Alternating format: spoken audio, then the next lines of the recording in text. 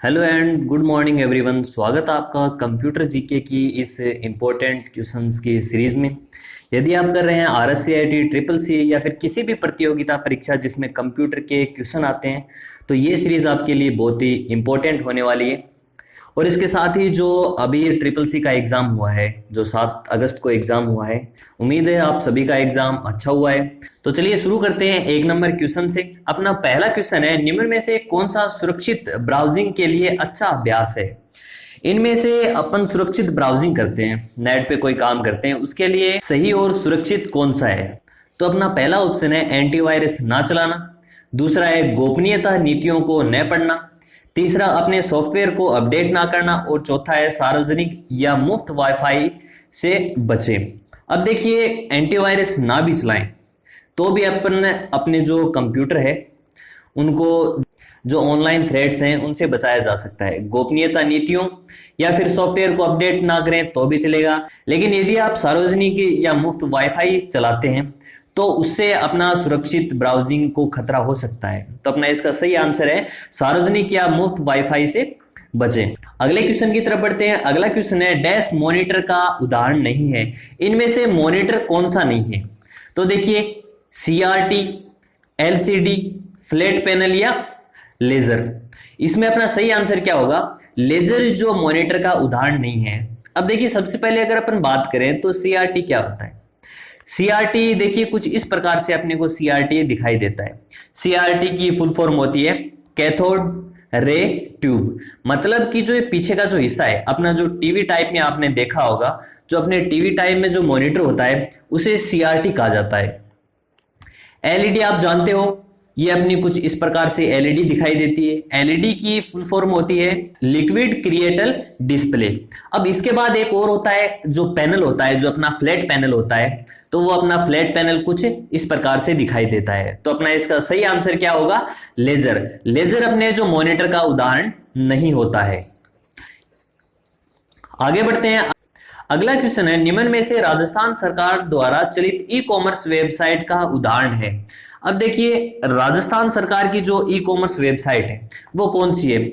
ई बाजार, ई दुकान, ई सेवा या ई मार्केट। देखिए, सबसे पहले अगर अपन बात करें तो अपनी जो जो राजस्थान सरकार द्वारा जो साइट है उसका नाम है राजस्थान ई बाजार। अब इसमें होता क्या है, जो अपने घरेलू जो सामान होते हैं वो अपन राजस्थान सरकार की साइट के जरिए अपन खरीद सकते हैं, जो निम्नतम मूल्य के ऊपर। जो इसकी ऑफिशियल साइट है ई bazaar.rajasthan.gov.in। अब देखिए, जब भी अपन ये ई बाजार की जो साइट खोलेंगे, जो अपनी साइट का डिस्प्ले है वो कुछ इस प्रकार से दिखाई देगा। तो अपना इसका सही आंसर क्या होगा, अपना इसका सही आंसर होगा राजस्थान सरकार द्वारा चलित ई कॉमर्स वेबसाइट है अपनी ई बाजार। आगे बढ़ते हैं। अगला क्वेश्चन है, ई कॉमर्स के प्रकार। इनमें से ई कॉमर्स के प्रकार कौन से हैं। B2B, B2C या C2C या इनमें से सभी। अब देखिए, सबसे पहले अगर अपन बात करें तो इनकी फुल फॉर्म क्या होती है। B2B की फुल फॉर्म होती है बिजनेस टू बिजनेस। अब इसमें काम क्या होता है, जैसे मान लो अपनी दो कंपनियां हैं, ये जो कंपनियां हैं जो आपस में जो लेन देन करती हैं, या कोई एक कंपनी दूसरी कंपनी को कोई प्रोडक्ट या सामान बेचती है, तो उसे बिजनेस टू बिजनेस की कैटेगरी में लिया जाता है। अगला है business to consumer. Business to consumer क्या होता है कि जैसे एक कंपनी है वो अपने अपने तक पहुंचाने के लिए सामान को एक बीच में जो कंज्यूमर होता है, जो दुकानदार होता है, जो बिचौलिया होता है, उसका सहयोग लेती है। तो वो B2C की कैटेगरी में आता है। और एक होता है कस्टमर टू कस्टमर। ये जो अपने सेकंड हैंड सामान होता है, जो एक व्यक्ति दूसरे व्यक्ति को पर्सनली तरीके से बेचता है, लेन देन करता है, तो वो आता है C2C की कैटेगरी में। तो देखिए, ये तीनों ही अपने ऑनलाइन का प्रकार है।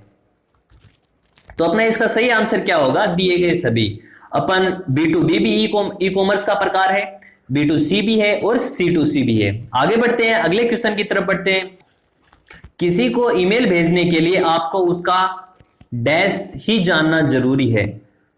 अब देखिए, fax address, president address, email address या इनमें से कोई नहीं। किसी को अपन मेल करते हैं तो उनमें आपको सबसे इंपॉर्टेंट क्या होता है अपना, इसमें सभी में सबसे इंपॉर्टेंट होता है ईमेल एड्रेस। ईमेल एड्रेस के जरिए अपन किसी को मेल कर सकते हैं। यदि आपके पास ईमेल एड्रेस नहीं है तो अपन किसी को मेल नहीं कर सकते। अब देखिए, जब अपन ईमेल भेजते हैं तो हमारे सामने कुछ इस प्रकार से जो मेल आईडी है वो दिखाई देती है। यहाँ पे देखिए 3 प्रकार होते हैं किसी को अपन मेल भेजने के। एक टू होता है, एक सीसी होता है और एक बीसीसी होता है। ये काम के क्या होते हैं? सबसे पहले अगर अपन बात करें तो टू क्या होता है, जैसे अपन किसी को मेल कर रहे हैं, जैसे 4-5 लोगों को मेल कर रहे हैं तो उसको अपन टू की कैटेगरी में डाल सकते हैं, ठीक है। लेकिन उसके बाद जो सीसी है, सीसी की फुल फॉर्म होती है कार्बन कॉपी। मतलब कि जो अगर किसी एक को अगर अपन इस कैटेगरी में डालते हैं, मान लो ये 4 को तो इसमें डाल दिया, लेकिन किसी 5वें को इस कैटेगरी में डाल रहे हैं, तो उसकी जो मेल है उसकी कार्बन कॉपी उस व्यक्ति के पास जाएगी।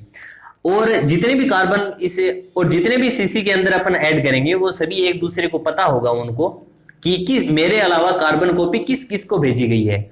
इसी प्रकार बीसीसी के अंदर भी किसी को डालते हैं तो वो ये तो पता कर सकता है कि बीसीसी वाला कि सीसी में किसको भेजा गया है, टू के जरिए किसको भेजा गया है। लेकिन जो ये टू वाले और सीसी वाले ये नहीं पता कर सकते कि बीसीसी वाले कैटेगरी में कौन कौन व्यक्ति है, किस किस को ये भेजी गई है। तो ये तीनों की तीनों ऑप्शन काम में आते हैं, टू, सीसी और बीसीसी। बीसीसी की फुल फॉर्म होती है ब्लाइंड कार्बन कॉपी। आगे बढ़ते हैं, अगला क्वेश्चन है, इंटरनेट पर किसी विशेष विषय पर चर्चा करने को कहते हैं। इंटरनेट पे अपन किसी विशेष विषय पर चर्चा करते हैं तो उसको क्या कहा जाता है? टेलनेट, न्यूज ग्रुप, वेरोनिका या फिर न्यूज। तो अपना इसका सही आंसर क्या है? News group. आगे बढ़ते हैं, अगला क्वेश्चन है, डीएनएस का तात्पर्य। डीएनएस क्या होता है? जैसे आपने देखा होगा अपनी वेबसाइट होती है, उस वेबसाइट के पीछे देखा होगा .com लगाया हुआ, .in, .org, etc। ये सारे के सारे अपने क्या होते हैं? डोमेन नेम सिस्टम होते हैं जिसकी शॉर्ट फॉर्म होती है डीएनएस। तो अपना इसका सही आंसर क्या होगा? Domain name system. आगे बढ़ते हैं, अगला क्वेश्चन है, निम्नलिखित में से सही कथन का चयन करें। अब देखिए, आप एमएस ऑफिस में दस्तावेजों को पीडीएफ प्रारूप में सेव कर सकते हैं। बिल्कुल कर सकते हैं। अपन एमएस ऑफिस के अंदर कोई फाइल आपको उसको अपन पीडीएफ में सेव कर सकते हैं। अगला ऑप्शन, आप F6 कुंजी का उपयोग करके एक प्रस्तुति शुरू कर सकते हैं। बिल्कुल नहीं कर सकते, अपन F5 के जरिए कर सकते हैं। तो ये तो हो गया गलत। अगला है, आप एमएस वर्ड 2010 में फॉर्मूला बार का उपयोग करके एक फॉर्मूला लिख सकते हैं। फॉर्मूला बार एक्सेल में होता है, वर्ड के अंदर नहीं होता है। आप एमएस ऑफिस 2010 में पेज ओरिएंटेशन को बोल्ड सेट कर सकते हैं। बिल्कुल नहीं कर सकते। तो अपना इसका सही आंसर क्या है? आप एमएस ऑफिस में दस्तावेज को पीडीएफ प्रारूप में सेव कर सकते हैं। आगे बढ़ते हैं, अगला क्वेश्चन है, वेब की दुनिया में एक साइट से दूसरी साइट पे जाने की प्रक्रिया को क्या कहा जाता है? जैसे आप 2 साइटें ओपन कर रखी हैं अपने, जैसे गूगल क्रोम के अंदर आपने 2 साइटें ओपन कर रखी हैं, आप एक साइट से दूसरी साइट को जाते हैं तो उसे क्या कहा जाता है? ऑप्शन देख लेते हैं, होपिंग, नेविगेटिंग, पेजिंग या लिंकिंग। तो अपना इसका सही आंसर क्या होगा? अपना इसका सही आंसर होगा नेविगेटिंग। उसे नेविगेटिंग कहा जाता है, एक साइट से दूसरी साइट के ऊपर जाना। अगला क्वेश्चन है, इंटरनेट के नाम से भी प्रसिद्ध है, इंटरनेट का दूसरा नाम, लैपटॉप, फैक्स, सूचना का सुपर हाईवे या फिर टेलीफोन। तो अपना इसका सही आंसर क्या है? सूचना का सुपर हाईवे। इंटरनेट को सूचना का सुपर हाईवे भी कहा जाता है क्योंकि अपन किसी प्रकार की अगर अपने को सूचना चाहिए तो अपन इंटरनेट के जरिए अपन ले सकते हैं। आगे बढ़ते हैं अगले क्वेश्चन की तरफ, शॉर्ट्स क्वेश्चंस की तरफ बढ़ते हैं। एंड्रॉइड मोबाइल ऑपरेटिंग सिस्टम का एक उदाहरण है। तो बिल्कुल है, एंड्रॉइड मोबाइल ऑपरेटिंग का है, नहीं कि अपना डेस्कटॉप का।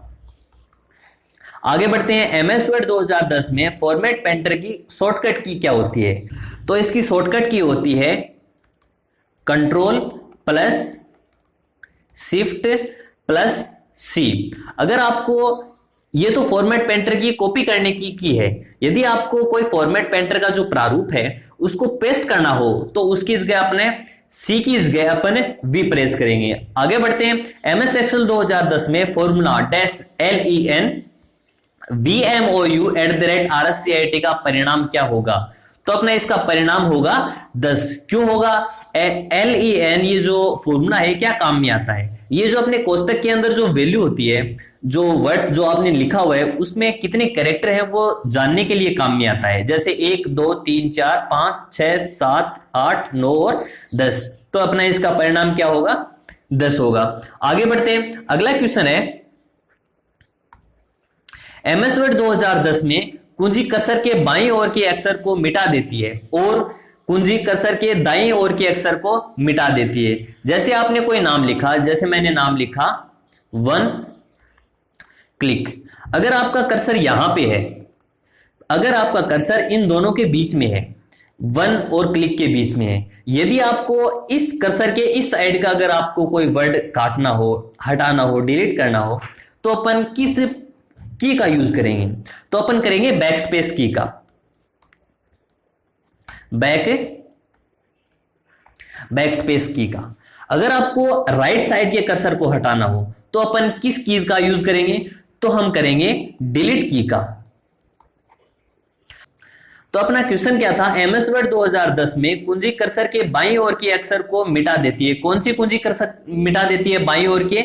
ये वाली जो अपना बैक स्पेस है वो मिटा देती है बाएं वाली, और दाएं वाली कौन सी किससे मिटा सकते हैं अपन? डिलीट से। आगे बढ़ते हैं, मैप का उपयोग किया जाता है। तो मैप का उपयोग किसमें किया जाता है? तो मैप का उपयोग अपने कोई एड्रेस जानना हो, कोई पता जानना हो, तो उसके लिए अपन मैप का यूज करते हैं।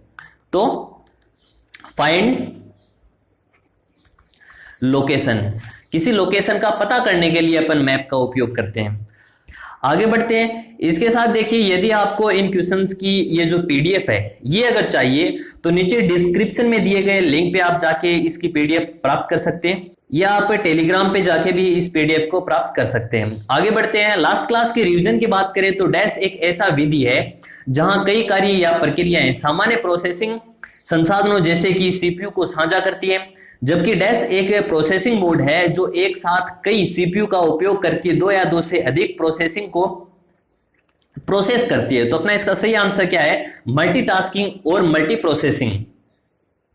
आगे बढ़ते हैं, अगला क्वेश्चन है PDF के माध्यम से मुख्यतः किस प्रकार के राशन प्राप्त कर सकते हैं? तो अपन इनमें से सभी प्रकार के राशन प्राप्त कर सकते हैं। आगे बढ़ते हैं, अगला क्वेश्चन है TCP/IP का विस्तारित रूप क्या है? तो अपना इसका सही आंसर है ट्रांसमिशन कंट्रोल प्रोटोकॉल और इंटरनेट प्रोटोकॉल। आगे बढ़ते हैं, अगला क्वेश्चन है SSO सिंगल साइन ऑन का उद्देश्य, इनमें से उद्देश्य क्या है? ये सारे के सारे अपन SSO के जरिए कर सकते हैं।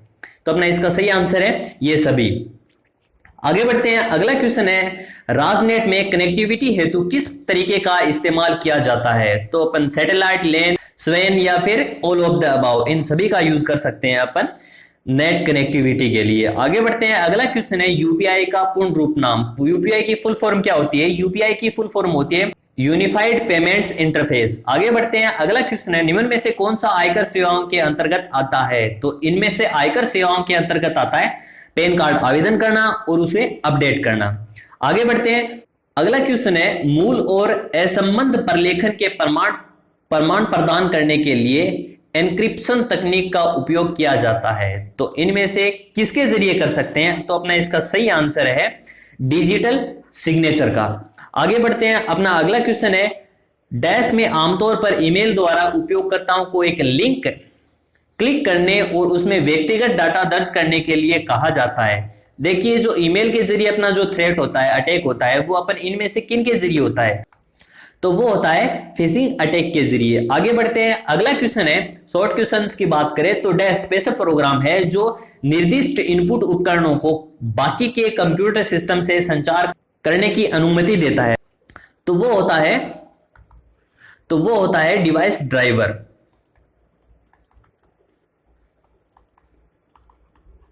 आगे बढ़ते हैं, यूटिलिटी प्रोग्राम को डैश प्रोग्राम भी कहा जाता है। तो यूटिलिटी प्रोग्राम को सर्विस प्रोग्राम भी कहा जाता है। ARIL एक प्रकार है, ये फॉन्ट का एक प्रकार है।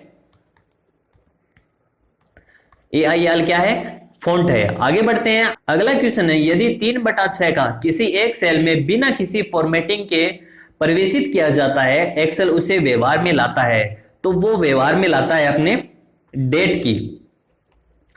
अगला क्वेश्चन है, पावर पॉइंट में स्पेलिंग चेक करने के लिए कौन सी शॉर्टकट की होती है? तो वो उसकी होती है F7। तो ये थे साथियों कुछ आज के क्वेश्चंस। उम्मीद है ये क्वेश्चंस एग्जाम की दृष्टि से बहुत ही महत्वपूर्ण होंगे। तो आज के लिए इतना ही, अगली क्लास में फिर मिलेंगे, तब तक के लिए धन्यवाद।